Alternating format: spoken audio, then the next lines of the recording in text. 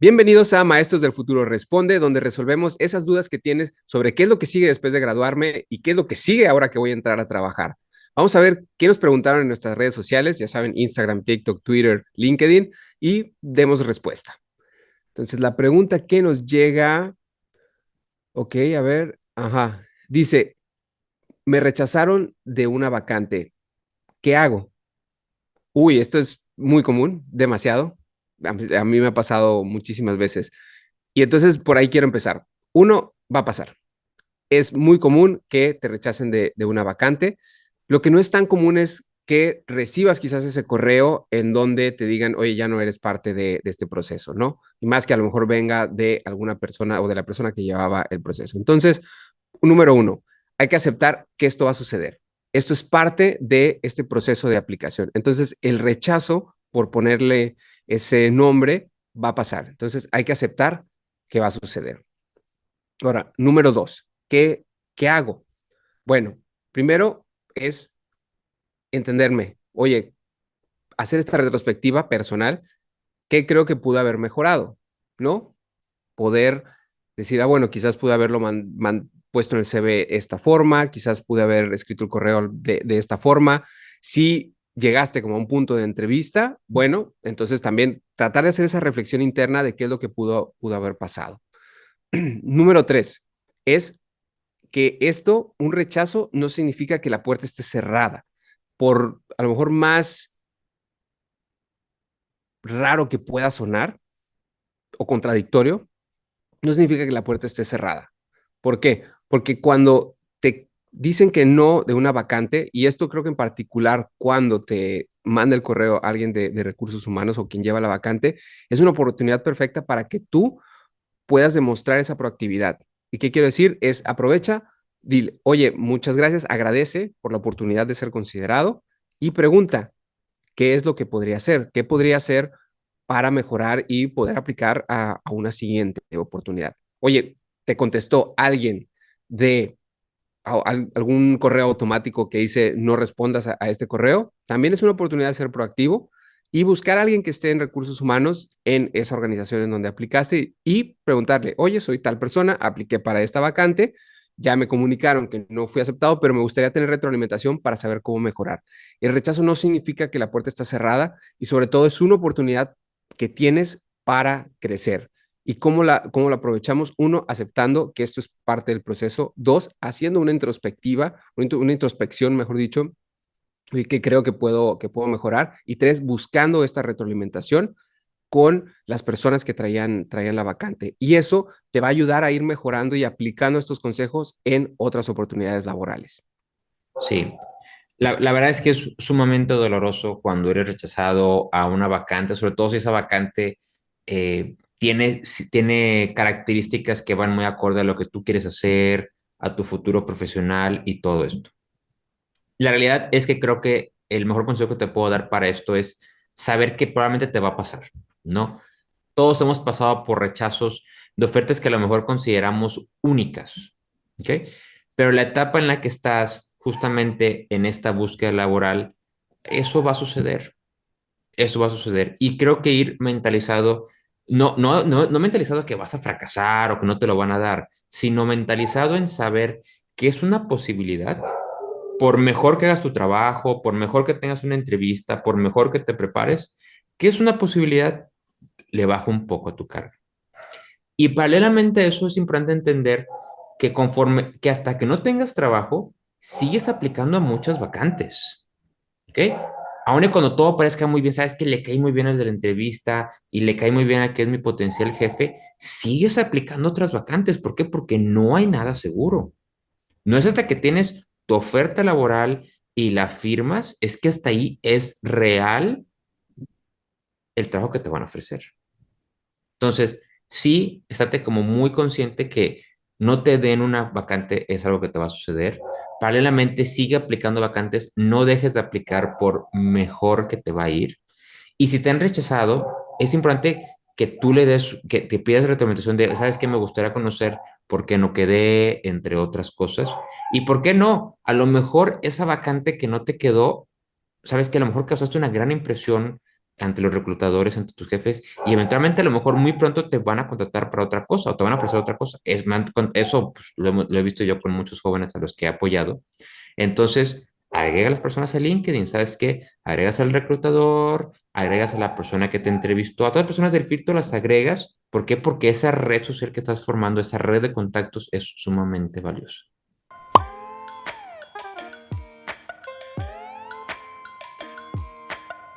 Creo que uno de los aspectos fundamentales cuando estamos empezando a buscar trabajo es que tenemos como esta dualidad, ¿no? Tenemos un chorro de portales, hay un chorro de vacantes allá afuera, pero por alguna razón a veces nos tardamos mucho en encontrar trabajo, en encontrar vacantes que sean adecuados a lo que queremos, ¿no? Entonces, un paso a paso muy bueno es empezar a definir primero que nada qué es lo que no quiero hacer, ¿no? Entonces, para empezar, desechamos todo lo que no va con lo que definimos que queremos hacer en nuestro futuro profesional. Después, pues ir a áreas muy específicas de lo que queremos hacer en nuestra carrera o de lo que hayamos aprendido en nuestra carrera, ¿no? Es muy importante que tú veas que no encontrarás un empleo que abarque todo lo que ves en tu carrera porque lo que tú ves en tu carrera no necesariamente se aplica al 100% en un empleo. Entonces, quizás veas empleos que solamente abarcan el 15% de tu carrera y un 20% de tu carrera. Y también verás que hay tienen muchos requisitos que tú todavía no cumples, pero que es válido que también vayas aplicando de una vez, ¿no?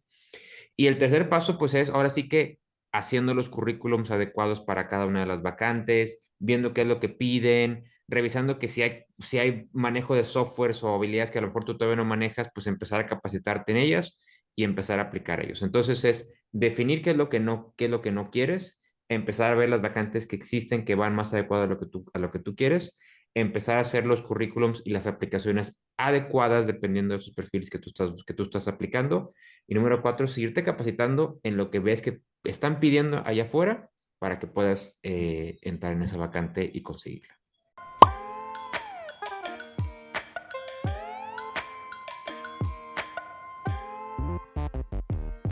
Claro, la verdad, la pregunta de fortalezas y habilidades es como la pregunta que casi casi se hace en todos lados. La verdad es que es una pregunta que tiene que salir muy natural de ti. Todos tenemos fortalezas, todos tenemos debilidades y las personas que te están entrevistando lo saben que no eres una persona ni un colaborador perfecto, saben que tienes tus fallas y que aprenderás de este camino, sobre todo si vas empezando. La verdad es que si vas empezando, pues tienes como muy poco bagaje para decir pues estas habilidades, pues a lo mejor todavía no. Pero bueno, ¿cómo la puedes responder? La realidad es que creo que la mejor forma en lo que puedes responder esta pregunta es ejemplificando con hechos, con historias y con casos concretos. Por ejemplo, si estuviste en las prácticas personales y hiciste un proyecto, puedes decir, ¿sabes qué? En ese momento, como iba iniciando, me faltó un poco de gestión de tiempo, me faltó un poco de más de contacto con el cliente. Y entonces esas habilidades las sigo trabajando el día de hoy. Al principio batallé para los 4 o 5 meses. Estábamos haciendo muchísima mejor comunicación con el cliente y estábamos mejorando los requisitos y los pedidos que nos estaban haciendo ellos. Y en Fortalezas también empieza a evidenciar en eso. Sabes que estuve en otro proyecto, tanto escolar o de la universidad o de otras prácticas, y salieron condiciones muy adecuadas y muy buenas donde destacamos en esto, esto y esto, ¿no? Entonces creo que la mejor forma para trabajar ello es justamente eso. Ponlo en casos concretos que vas iniciando, que vas trabajando y cómo sí has ido mejorando eso a lo largo de tu experiencia. Pero por supuesto, pues define qué es lo que vas a decir, ¿no? No lo pienses ahí en ese momento. Sabes que ya sabes que te lo van a preguntar. Entonces, ve definiendo como qué tipo de respuestas pueden hacer con eso.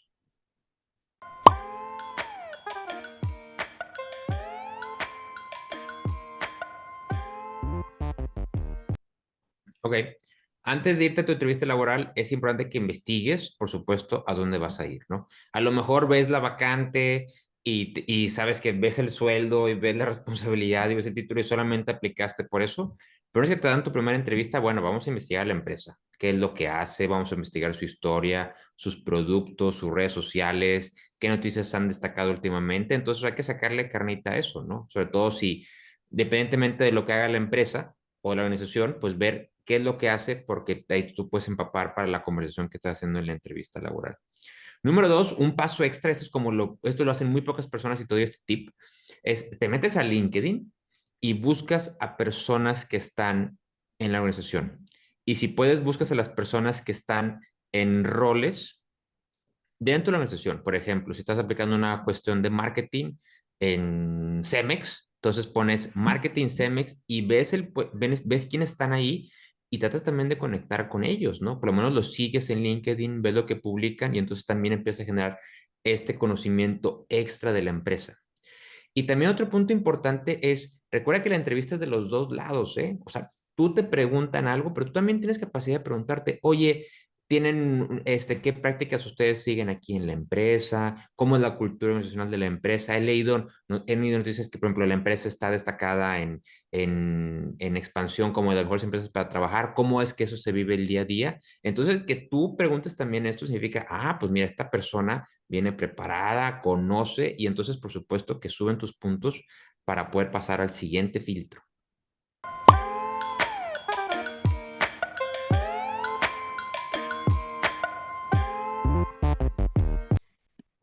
Para el seguimiento de una entrevista te voy a dar un tip que probablemente muy pocas personas apliquen y si tú lo haces te vas a diferenciar y te vas a ahorrar muchísimas molestias, ¿ok? Entonces, una vez que estás en tu entrevista, no después, sino en tu entrevista, al finalizar, de seguro te van a preguntar, ¿tienes alguna duda?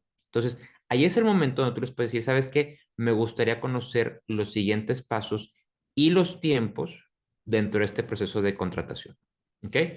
Si tienes a un reclutador o reclutadora que es muy buena, te dará una respuesta como muy definida, pero ¿sabes qué? Sí, te informaremos en los próximos 7 días si pasa el siguiente filtro o si te hacemos la oferta. Perfecto, entonces tú ya sabes que en 7 días eso es lo que sigue. Pero si la persona como que no está tan preparada o no sabe qué onda, lo que haces es que te dices, ¿sabes qué? No tenemos una fecha definida, entonces tú le dices, ¿sabes qué? Ok, puedo volverte a escribir en unos 4 o 5 días para ver el estatus y que me informes un poquito sobre si puedo apoyar en algo más, si hay un siguiente filtro, el estatus de esto.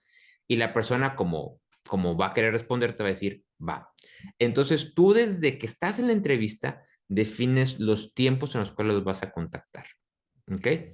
Bien importante, aun y cuando tengas como la fecha definida y tú envíes un correo de seguimiento mostrándote tu mejor disposición, que quieres trabajar, etcétera, etcétera, hay que ser muy conscientes que a lo mejor no te van a contestar. ¿Por qué? Porque así como tú reciben cientos de correos diarios justamente con seguimientos de vacantes. No te desesperes, si al día no te contestan, espérate 2 días y vuelvo a mandar el correo. ¿Sabes qué? Quiero revisar mi estatus sin pena, sin vergüenza. Entonces, adelante. Así es este proceso, ¿ok? No estás molestando, es simplemente la etapa en la que te toca estar.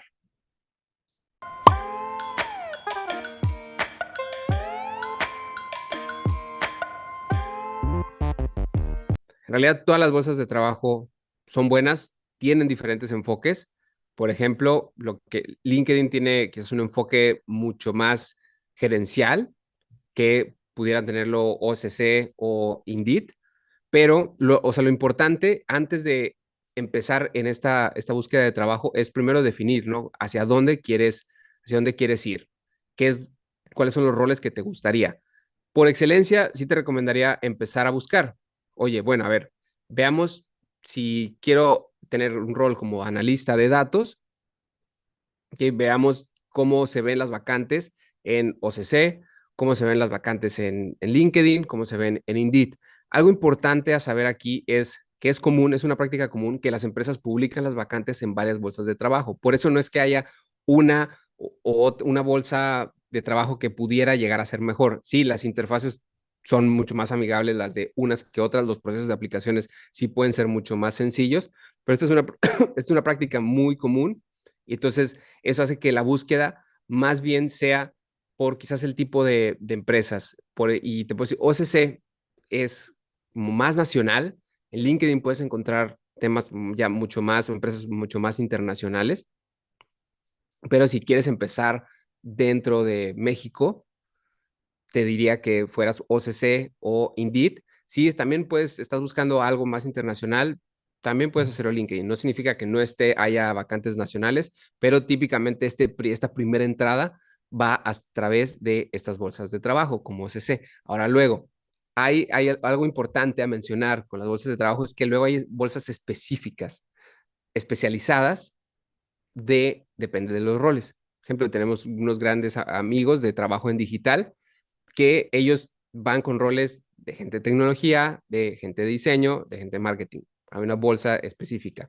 Luego, si buscas un trabajo con impacto social, entonces tienes materia, que es una bolsa de trabajo específica para emprendedores sociales. Entonces, por eso la pregunta siempre va es, bueno, a ver, hacia dónde quieres ir, hacia dónde quieres llevar tu carrera, y de ahí puedes empezar a buscar qué roles se asemejan con tu carrera e ir buscando en diferentes bolsas de trabajo. Entonces, no es que haya alguna mejor que otra, es lo que en ese momento a ti te pueda servir más para poder aplicar.